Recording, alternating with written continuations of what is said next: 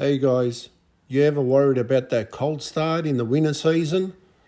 No problem.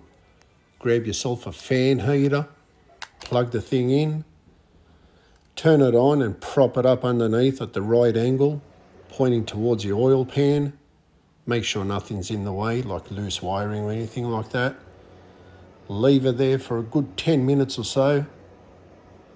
Wind over your motor, just to avoid any fuel pooling in there from the previous ride or drive. 10 minutes later, oil pan should be a lot warmer. Oil's a lot thinner now. Perfect to crank over. Look, There you go, guys. I think that's Your own preheating system right there. Cheap and effective, and it works. Badass. You can take it with you at the racetrack. Preheat your oil pan there, your oil.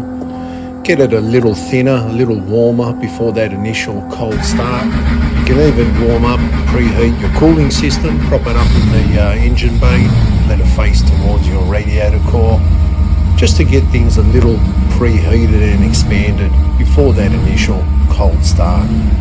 I've been doing this for a while now in the colder seasons, and it's just a good old nice cheap DIY hack. No need for these expensive or ugly stick-on elements. It's only old school cool here with 69 janks.